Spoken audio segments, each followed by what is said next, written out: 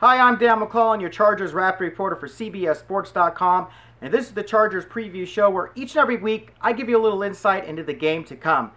You may notice that I'm not wearing my traditional dress shirt. I'm actually wearing a jersey. It's Junior Seau's number 55. It's the same jersey that I wore to the games long before I was a reporter. The Chargers will retire Seau's number at halftime. He'll join Lance Allworth, number 19, and Dan Fouts, number 14, as the only three numbers retired in Chargers history.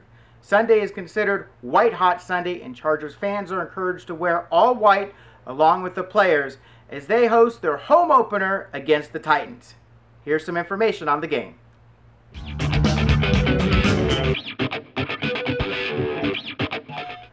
Last week I predicted the Chargers would beat the Raiders 16-13 on Monday Night Football and that field goal kickers would play a major part of the game. Well, they did, and the final score was 22-14. Looking forward, as much as this has turned into a passing league and both the Chargers and the Titans are struggling to run the ball, I really believe whichever one of these teams does a better job of rushing this Sunday is going to come out with the win. Last week, the Titans gave up 162 yards on the ground to the Patriots.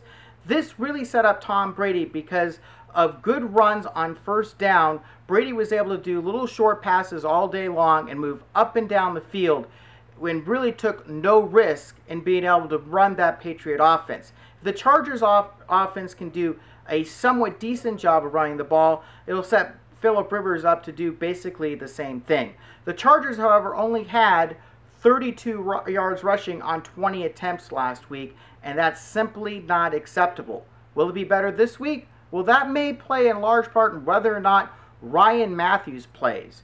Ryan Mathews had his first practice in pads on Thursday since he broke his right clavicle on August 9th in the preseason opener against the Packers.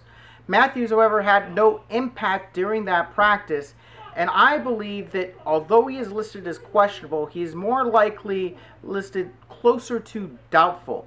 I don't think Mathews goes this week, and if he doesn't go, that means Ronnie Brown, who had 5 rushes for 5 yards last week, is going to have a much better performance this week against the Titans.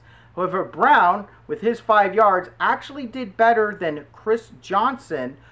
Johnson, over the last 4 years, has rushed for more yards than anybody else in the league, although last year lower than any other year in his career, only rushed for 4 yards on 11 carries last week against the Patriots. If the Chargers can hold Johnson to a similar performance this week, in all likelihood, they are going to win this game.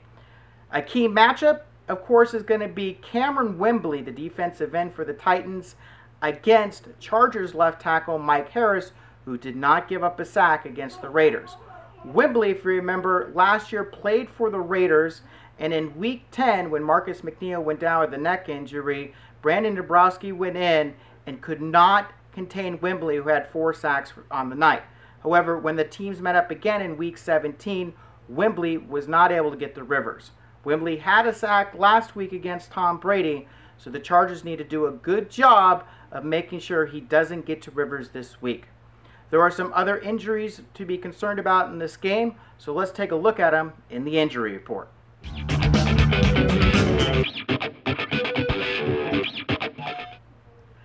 The Chargers have 2 players who are listed as out. Left tackle Jared Gaither, replaced by Mike Harris, and cornerback Sharice Wright, who sprained his ankle in the game's opening kickoff last week in a play where he made the tackle. The unfortunate thing about missing Wright is that leaves the Chargers with only 3 healthy cornerbacks, and Quentin Jammer really isn't healthy because he had a surgery on his right thumb on Monday, but will play in this game.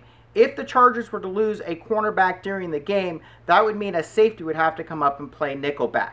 The Chargers have 2 players listed as questionable, Ryan Mathews, who I think probably won't play, and tight end Antonio Gates with a rib injury. I think Gates likely will play in this game. If he can, he should have a great matchup against linebacker Zach Brown, who will likely be making his first start in place of linebacker Colin McCarthy. And this should be a great matchup for Rivers and Gates to be able to exploit all game long. The Titans will also be missing running back Javon Riggs. That's important because if Chris Johnson can't get it going in the running game, that's a backup they won't be able to go to. I'm also a little bit concerned about Titans quarterback Jake Locker, who has some soreness in his non-throwing arm. You know, probably won't affect throws, but it might take a step off or a little bit off a throw. And I think this is something that the Chargers defense will be able to exploit and may result in a turnover or two in the Chargers' favor.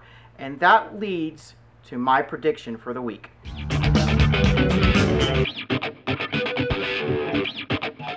The Chargers have beaten the Titans for 8 consecutive games, and I really don't see that trend changing this week, especially with the emotions of the retiring of the Junior Seau jersey, an improved Chargers defense, and I think the Chargers running game is going to get it in gear this week. If they can't do it with the runs, they'll do it with some short drop-off passes on first down. I see the Chargers winning this game 27-16. For all the latest Chargers news, please visit CBS Sports every single day and follow me on Twitter at CBS Chargers and San Diego Sports.